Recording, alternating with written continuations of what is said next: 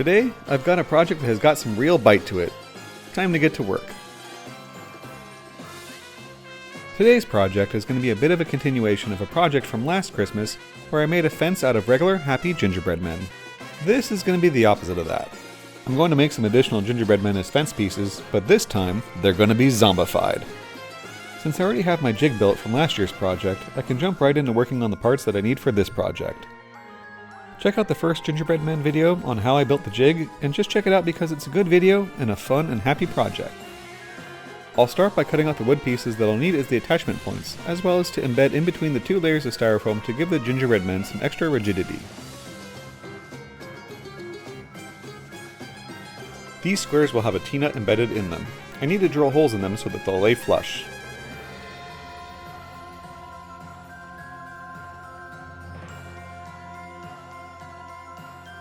All clean.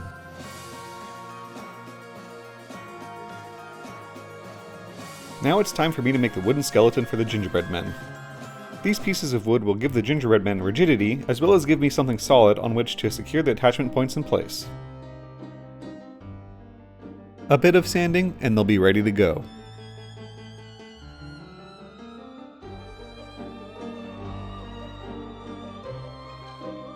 Next, I have to figure out exactly how they'll fit and use my router to clear a channel for them to fit into. For this step, I'll be wearing this mask to protect my eyes and lungs from styrofoam particles.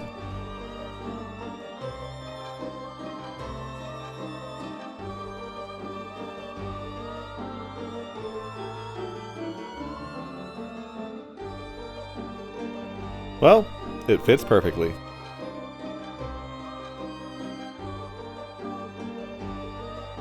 Next, I need to embed the blocks of wood with the T-nuts. I do this by bolting them to the jig and pressing the styrofoam into the block of wood. This will leave an impression in the foam.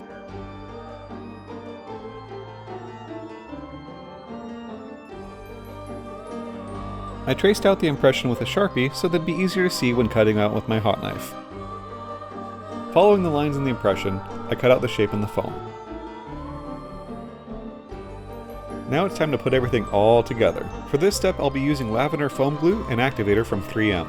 I'm not sponsored by any of the products or tools used in this video, it's just what I'm using. I spray the glue on both halves of the gingerbread men cutouts and lightly mist them with the activator. This makes the lavender glue basically a contact cement for styrofoam. An improvement that I made since last year's project is that I poured the expansion foam directly into the channel. This guarantees that everything will be locked into place. I used the guides on the jig to line up the two halves and press them together securely. A bit of the expansion foam oozed out the sides. No problem, I can just clean it up with a retractable blade. The screws ended up sticking out a tiny bit on the other side, so I ground them down. Now it's time for the main event, shaping and detailing the gingerbread man. I'm going to start by getting my design traced out, and then I'll start shaping the foam. I'm going to make this guy look somewhat like a traditional gingerbread man, but just a little off, and of course, he'll have met an unfortunate end. Now that I have my design locked in, I'll start shaping him by rounding all of the edges and giving him the look of cookie dough that expanded as it was baked in the oven.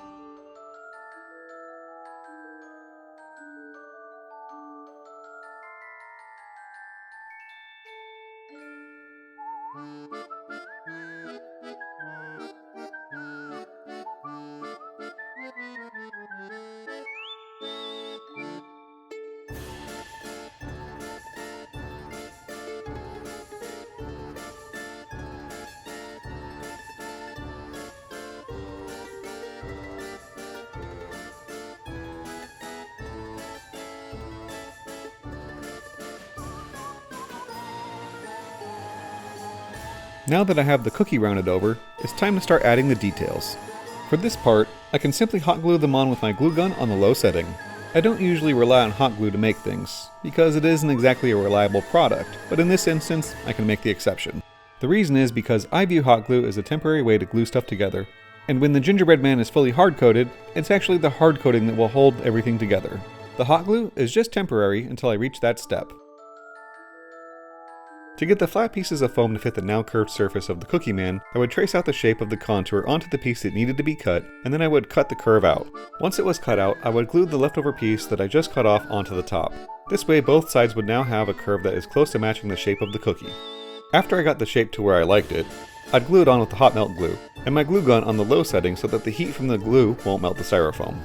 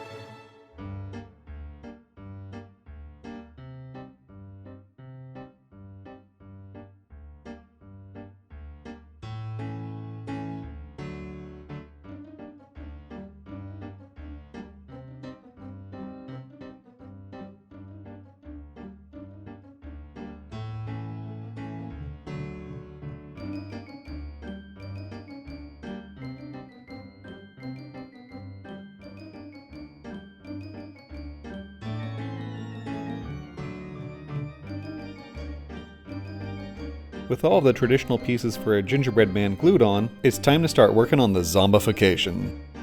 When I think of an injury to a zombie that is commonly shown in horror movies, what comes to mind is a zombie that has all of their intestines spilling out of their stomach. So that's what I'm going to add to this guy.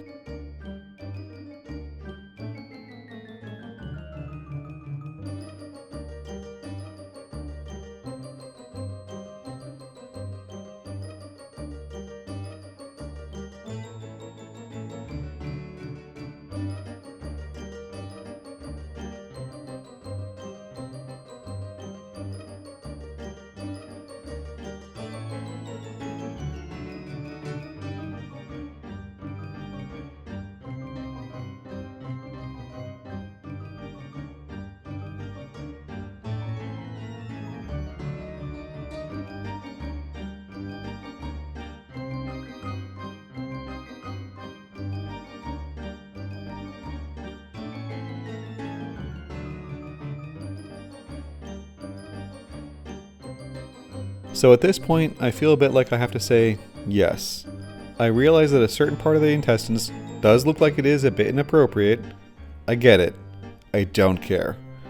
It's going to continue to look inappropriate until the last bit of the paint job at the very end. Now that I have the intestines carved out how I want them, I'm going to add some extra foam around the intestines that I can blend into the rest of the cookie. This way, it will give the appearance of depth and that the intestines had been torn out of his stomach.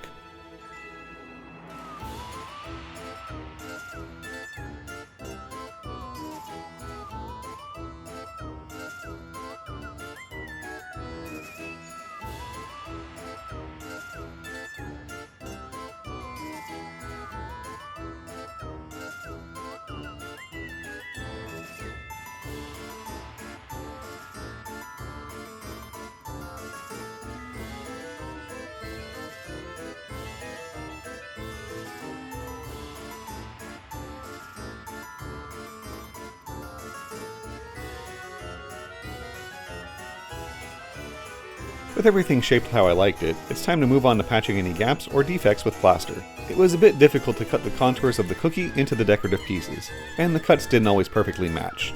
That's okay though, because I can use the plaster to seal up any gaps, which will make things much easier on the hard coater.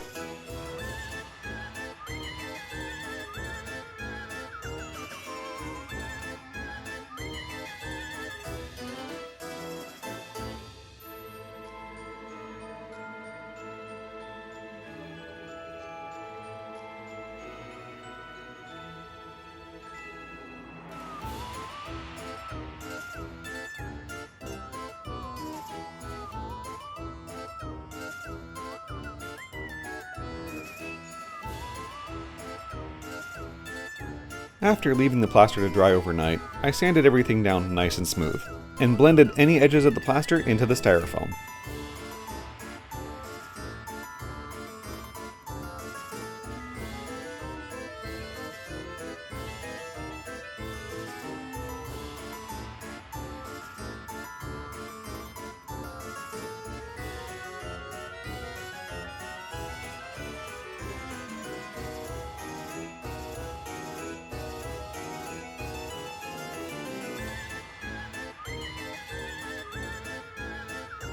Now that I have everything sanded, I'm going to coat all the details on the front of the cookie with a 2-part plastic called Onyx from Smooth On. I'm doing this to further make things easier on the hardcoater. The Onyx will seal everything and make it so that the hardcoater doesn't have to lay down the polyurea too thick. If the poly gets laid down too thick, it could lose some of the details of my sculpt.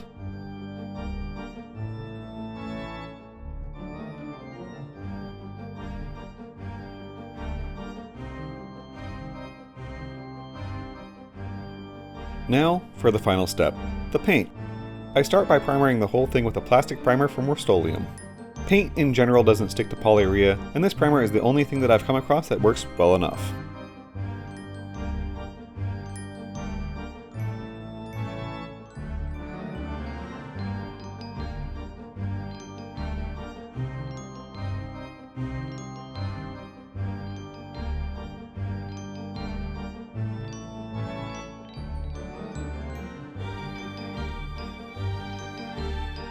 With the primer dry, I move on to painting them with a nice golden cookie color. But don't get used to it, because it won't last for very long. I'm starting with a nice clean base, so later on I can add all of my zombification detailing over top of it.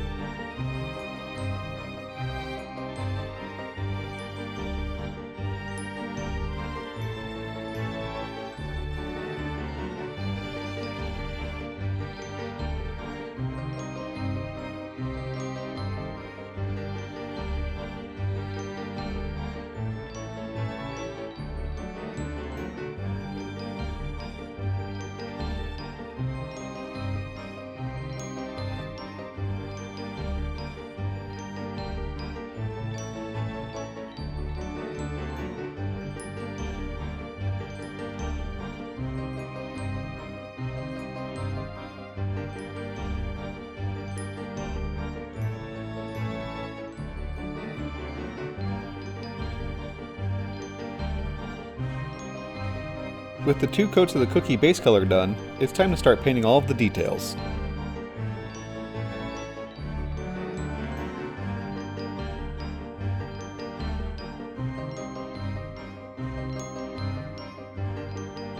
Since these are going to be Halloween decorations, I went with colors that better reflect the season and not look too much like the previous cookies that I made.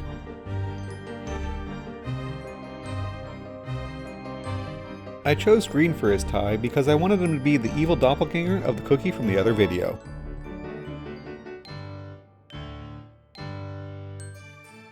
Next, I threw down a base red color for the mouth and any gory bits. After that, I used a fluorescent yellow on the eyes.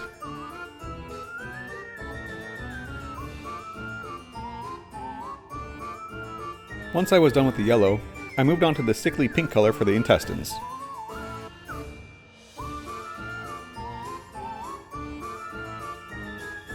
Lastly, I used this teal color on the lips to really sell that zombie corpse look. Now for a second coat to really get those colors to shine.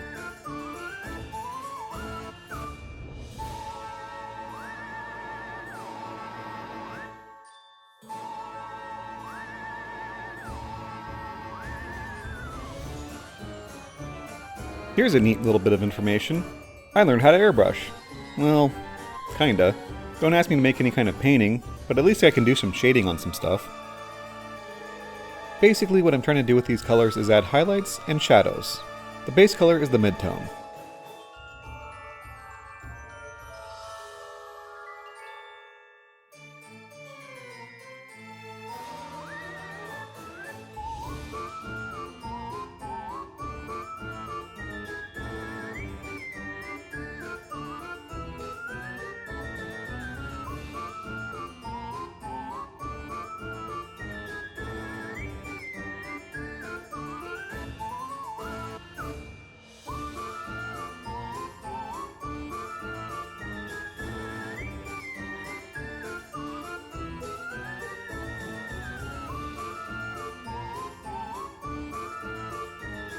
For the last step with the airbrush, I'm going to use black to soften the edges between the colors and the cookie color. This will help with the last step in painting.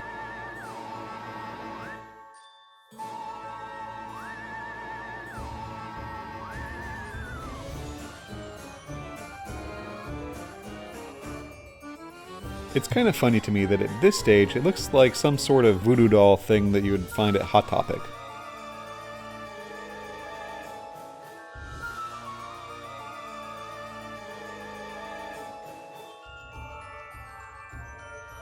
Now for the last painting step, the paint washes. I have 3 different spray bottles that have black paint, green paint, and just plain water. As I spray them around, I attempt to sculpt the paint with the different spray bottles. If I put too much in one spot, I just use water to wash it away. The one thing that I tried to avoid is having solid drip lines. I wanted everything to look like streaks of paint, not skinny drips of paint.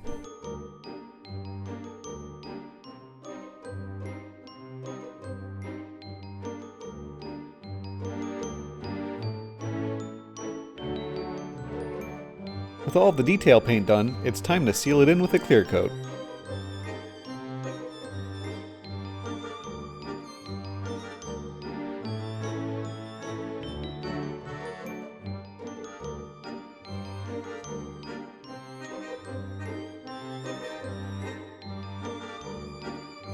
And finally, the main event, the blood. Can't have a zombie without globs of blood.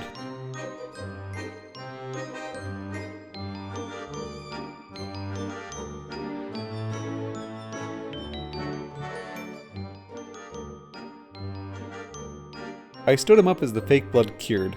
That way the drips would be going in the correct direction.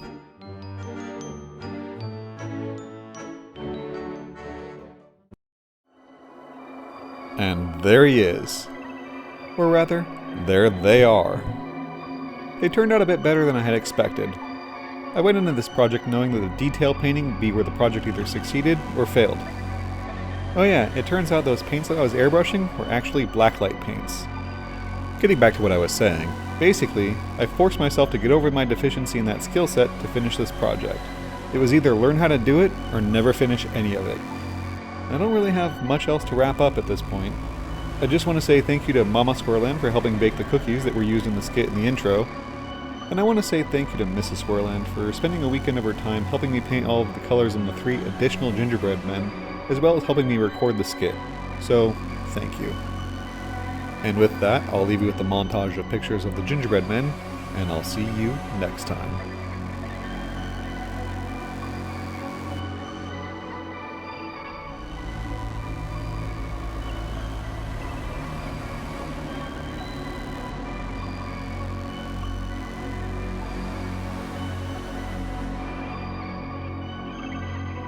Oh yeah, they make a fence, I guess.